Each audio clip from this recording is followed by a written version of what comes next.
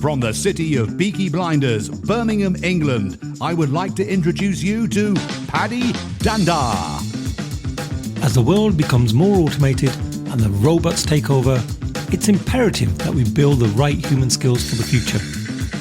So pull up a chair, grab a samosa or two, and make yourself very uncomfortable. Hey folks, thank you for joining us for another episode of Superpower School podcast. And in today's episode, I have a good friend that's joined us, someone who I met over LinkedIn throughout the days of COVID. So it's been phenomenal being able to meet so many people from around the world, virtually at least. Maybe one day we'll get to meet face to face. And this is someone who has a real passion for coaching, and especially Agile coaching, an Agile coach at the Lego Group. So one of my favorite products. Those of you that know me will know I often use Lego in nearly everything I do when it comes to work as well as at home with the kids. So without further ado, I'd love to introduce Carsten Lutzen. Hey, Carsten, how you doing? Hello, quite good actually. Really looking forward to this.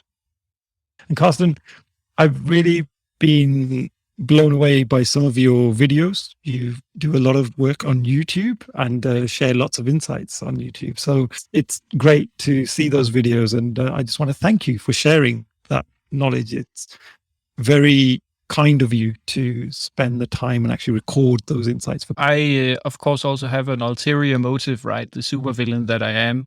I use it also to pace myself to learn new stuff, right? And then I've gotten so much awesome things from other people. So I was just like, of course, I will share whatever I can, hopefully to inspire people as well, even though it sounds a bit highborn or whatever we call it. But in reality, it's just giving back is awesome. And then, as you also say, right, you meet even more people that are awesome, and then you get even more input. So it's kind of a really positive feedback cycle. Yeah, I couldn't agree more. If I'm honest with you, that's kind of my secret motive with this podcast as well. Often I don't read as much as I should, and I often will have sort of authors on this show, and it's a great way for me to learn a little bit about what they do as well. So yeah, I think you and I are in the same boat on that one. Yep. Sure. Okay, so Carsten, it'd be great to hear a little bit about your background and your journey. How did you get to where you are today? So if we go all the way back, right, I was born in 1988 and, let's maybe fast forward just slightly. Honestly, I finished high school and was unsure whether I should study history at university or some IT related stuff. I was not sure I could sit still, but after a couple of years of freelance work, I ended up actually studying computer science, but always had that little itch, that little love for processes and how do we get teams to work better. So it just came kind of naturally to flow into Scrum mastering, Agile coaching, and then using that to help people and teams in how they work and how do we make sure that we can bring our entire self to work. So that has kind of been my journey. And the last 7 years, actually more or less since I finished university, has been at the Lego Group, being able to try out a lot of different things, which has been quite nice. Oh, awesome. And a lot of people will be thinking, what is it like working for such a well-known brand? Is it as playful and joyful as it looks like on the outside? Yes, I absolutely love it. So there is something called the Lego brand framework with a mission and a spirit and some core values and stuff like that. But it's not just a pretty PowerPoint. I actually believe that we live by these values with caring and fun and creativity and quality and learning. So I absolutely love how I'm able to pick my own tasks and help people and flow around in the company. And I see a lot of people doing the same, right? Wherever my skill set is needed or wherever I find energy, I have a good chance of actually being able to go there and help and impact that part of the Lego Group. So it's an awesome place, to be honest. And do you get to play with Lego at work? There is not a lack of Lego bricks for sure. I've just got this picture in my mind of the offices almost having walls of Lego. I'm pretty sure that's not the case, but in my mind, I'm thinking it sounds like it would be like the whole office would be made out of these bits.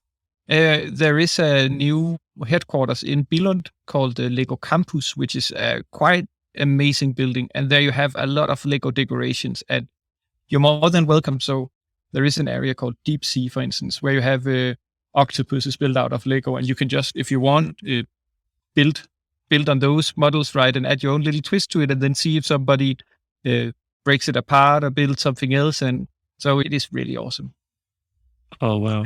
Fantastic. So, Carsten, on this particular episode, I'd love to know which superpower you'd like to bring. Yes. And I was a bit unsure which to bring, but maybe one of the ones that I always fall back to, and that's simply fun. And a tiny word, right? But with so many different ways to use it in so many different contexts. Yeah, fun. Fun is my middle name. Absolutely. I think, and obviously coming from Lego, how would you not have fun? So tell me more about fun. How does it help you? How do you use it? I think it's maybe easier to say when I'm not using it, which is probably never. I have the bit of the notion, right? I work for a big toy company, and if we cannot have fun, then who would be able to do that? So I spend quite a lot of time figuring out how can I be just a bit more playful or fun in the facilitation I do, or how can we make sure that our meetings are just 5% more fun each time without, of course, they shouldn't lose what they were set out to achieve, right? But still, how can we make this just a bit more enjoyable? And how can we make sure that when people show up to work, that they actually feel that their work is fun and rewarding and not just something you do to get a paycheck at the end of the month? Or if you have conflicts in a team, how can we find a good way to resolve this so we can get back to actually having fun again? So quite a lot of my everyday is revolving around fun. And do you ever find any people that don't value that approach? Do you get any resistance from anyone? Not per se, but of course you need to be aware of when are you telling a joke and what joke are you telling. So you need to be quite context aware of the audience and also the situations. There are unfortunately situations, right, where a dad joke is not appropriate or where it's not appropriate to make a silly comment. So being aware of that is quite important, but well-timed. A nice little comeback or a nice little comment can often change the entire dynamic in a meeting and defuse quite a lot of tension in a good way. Yeah, no, absolutely. I can only remember one time where I had an individual who didn't appreciate fun. I have to say, majority of cases, it's always been received really positive. It was actually when I was working for a bank and I went out to New York to train a cohort in Agile, and I turned up with my Lego box because I was going to do a big Lego activity at the end. And this one guy stood up right at the start and he said, if I'd known I was coming to this course and you were going to play with Lego, he goes, I would never have come. He said, I thought I was coming to a serious training course. And I was just blown away by that. I thought, wow. Then it's an uphill battle, right? Yeah. I mean, this guy was so negative throughout the whole day. But the funny thing is, and this is the fun element and how fun can really change things. As soon as we started the playful activity, he's probably the most engaged out of anybody in the group. He was so immersed into the experience. Yeah. I was actually fighting him to get him off the Lego at the end and trying to say, look, we're done now. The time's up. And he's like, no, I need more time. So yeah, just goes to show how creating that environment can perhaps bring out, that something within somebody that they didn't think was there. Yeah. So how have you brought fun into your sessions? In many different ways. So one of them is always, I really fond of the Danish saying, skrub af mad, which is at the end of the party you serve, like in the middle of the night, you serve hot dogs or lasagna in Denmark, and then people are expected to go home. I use the same concept just with really bad jokes at the end of meetings. So I tell really bad jokes until people sign off. For instance, in some of the teams I'm helping, we are ending our daily stand-up with a dad joke. And some people will be like, oh my God, that was stupid.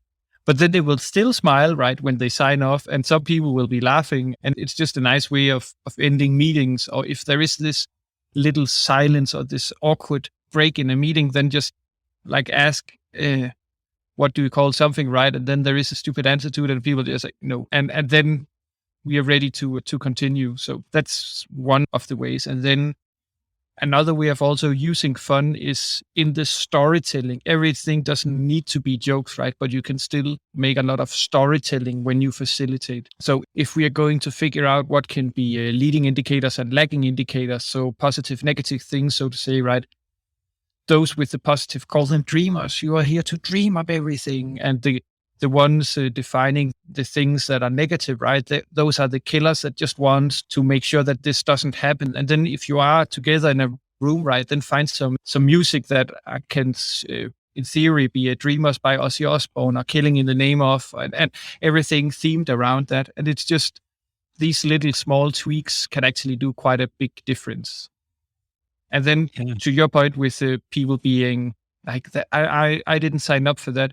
I'm always questioning myself. Is this maybe a bit too much, or are people going to play along with foam swords and pillows, right? Or are they just going to say, nah. But so far, people are like, just like, oh, this is actually a nice break from the usual things, right? So of course I will participate in it. Got it. And do you have any particular icebreakers or energizers that are your favorite to instill some of that fun into the sessions? I think I have many. So one of them is just asking if people have a dad joke. Another one is also quite fitting for this, right, with Superpower. So I know that this team, you are in fact superheroes, right? And I'm really curious. So if you feel safe, please share what is your superhero alter ego. What's your name? What is your superpower? And what is your kryptonite? And I often call myself a dad joke retro man or something like that, and draw myself rather silly. And my kryptonite is cake, because if you serve me a piece of cake, I'm probably easy to persuade to do anything. And just getting that is also a nice fun way, because people will start to share other strange or fun things about themselves and how they see the team, which is quite nice. Oh, fantastic. Yeah, I like that. That's a great one, where, especially when the facilitator, they join in. I think sometimes people are a little bit resistant if the facilitator is expecting you to do things that they're not prepared to do. Yeah. Do you find that? And just standing on the sideline laughing. They actually did it. And where do you get your inspiration for bringing some of these fun elements in? Quite a lot of different sources, to be honest. We have a really awesome Agile community at the Lego group, where I find quite a lot of inspiration. We have a monthly meeting where we take turns making an icebreaker. So there's always some quite nice ideas to fetch from that group, but also retromat.org is a brilliant exercise. And then taking inspiration from LinkedIn as well, and then make it your own, right? Figure out, so how will I tell this? How will I ask these questions? Yeah. And do you have kids? Yes. Yeah. Because I usually find they're a good source for some of these sort of activities sometimes. To be honest, I think they sometimes find me a bit too silly. So no, I think maybe more the other way around, right? Got it.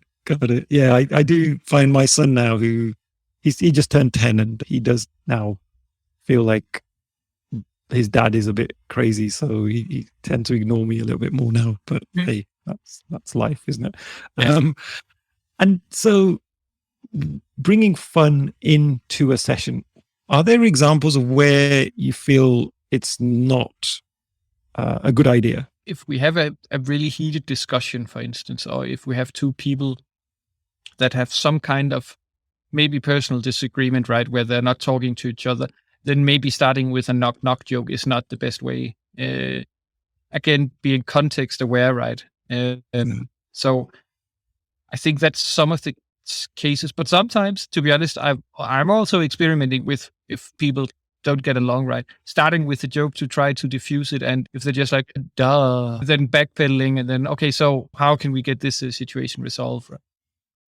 Yeah, no, I see that definitely, especially when people are really emotionally charged and they feel passionately about something, then it's really tough to get them to calm down and actually look at things with a clear lens. And so I think, yes, fun can sometimes help. Yes, and humor can and fun can help with that, right? So if we can get them to laugh in some way or another, then we are probably a big step closer to getting that situation diffused and being able to move on or whatever the situation was. And so I don't know about you, Carsten, but when I sort of started my career, I was very serious at work. I worked for a few big corporates, and everything that I believed at the time was all about you turn up to work in a shirt and tie or a suit and tie. And it was always very serious. And in my later years now, I've probably gone to the opposite extreme where I find, oh my God, how could I ever do that? Why would I do that? You need fun. So what was a trigger point for you where you realize that actually this fun stuff is actually really good and really impactful? To be honest, I've only been places that had a rather fun atmosphere. So after high school, I joined as a junior developer at a newspaper and a classified ad page. And it was quite young people. We were quite young, all of us, and we had a lot of fun, and management was also, they were capable of telling a good joke. So it was never that serious. And that was just like awesome. And that also carried on when I then got into the Lego group. So I've never really had to wear a shirt and tie and be very all serious about it. I've always been that little weird one going around telling a joke because everybody thought it was okay and didn't frown upon it. Got it. Wow, you're so lucky. Because I can certainly think of some examples where it was looked down upon for somebody to start to crack jokes or even try and instill that sense of fun and humor into a session. At the former place I was, we were elves for each other around Christmas time, Secret Santas, right? And the guy I was trolling, you would probably say nowadays, right? I wrapped his table and keyboard and mouse in 100 meters of Vita wrap, this see-through plastic you use in the kitchen. And at one point, my boss's boss or something like that walks in and he's like, "What are you doing?" "Oh, we're Secret Santas." And then he just said, "Okay," and left again. I was just like, okay, that's actually quite fun that he didn't find it at all suspicious that I'm currently wrapping 100 meters of clear plastic around the table. But apparently not. Wow. So when it comes to virtually versus face-to-face, would you say there's a different approach that's needed, or can you pretty much use the same activities, exercises to instill fun in both environments? A different approach is needed, but there's also things you can only do when people are online. I attended a workshop mid-pandemic, and it was the best exercise. It was a long workshop. I did not take part in the planning. I was just a participant. And then at one point, they say, "So does everybody have egg, flour, milk?" "Yes." "Okay, now you have 20 minutes. Go make a pancake and then we continue." And then everybody went and make a pancake and showed the pancake to the camera when they got back, right? So it was like we had a screen break. It was fun because it was completely unexpected. And we had some sugar afternoon cake, right, to give us some energy for the final stretch. It's just like, oh my God, that's brilliant. Why didn't I think of that? So I, of course, also tried it out. And people were just like, "Are you serious? Are we going to make an actual pancake?" "Yes, go into your kitchen and make a pancake." You can't do that when people are in the office, right? But on the other hand, it's also difficult to see if people are zoning out and checking mails or are not connecting. You cannot read body language to the same extent as when you're facilitating face-to-face. I think both have this upside, and online there are other upsides than being able to make pancakes, of course. Wow, I love that. That's fantastic. Trying to think, would I be brave enough to get people to cook? I'm the worst cook in the world, so I'd probably be hopeless at that particular activity. You saw people returning with pre-made waffles and everything, but then again, people had something sweet, right? And then they were ready to continue. It just checked all the right boxes for me. Or you could do treasure hunts, right? So go find a pillow or a shampoo bottle or whatever. Then people run around their houses trying to find these common household items. So that's also quite nice. Thank you so much for sharing that, Carsten. That's been fantastic. Lots there to think about. And yeah, I'd encourage everybody, if you're facilitating any kind of meeting, provided it has the right sort of impact. Yeah, and the audience. Yeah, just make sure there's no one in there who doesn't like to play with Lego. Otherwise, you might struggle. So yeah, definitely give it a go. And actually, I had one final question on that.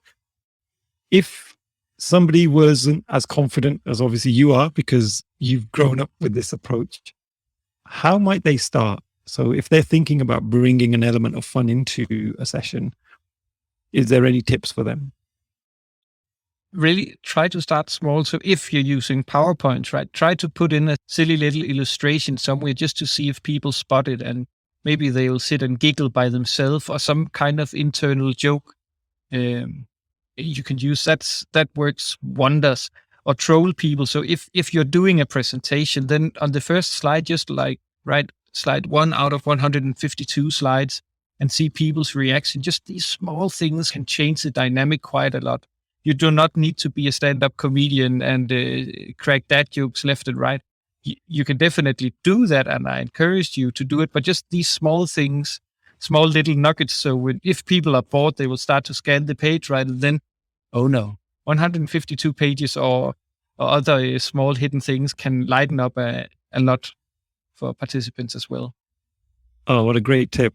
I love that. I'm going to use that one. I think I'm going to steal it with pride from you, Carsten. That one with the slides. So that's a great one. I could just share one quick anecdote about that. So we had a big offsite for a couple of hundred people where we had made a slideshow which said like slide 1 out of 150 something.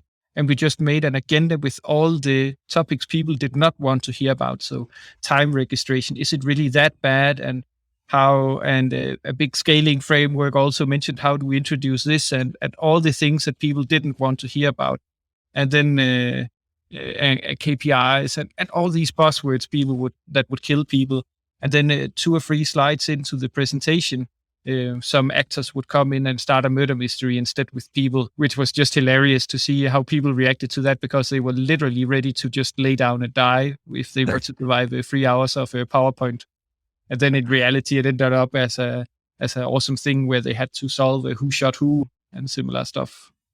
What a great way to run a session. That's fantastic. Trying to see how you would mimic that remotely. That might be quite tough. Yes. It's difficult to have a police officer like it really just violently opening the doors, running in and yelling he has been shot online. Absolutely. Oh, well, thank you for that.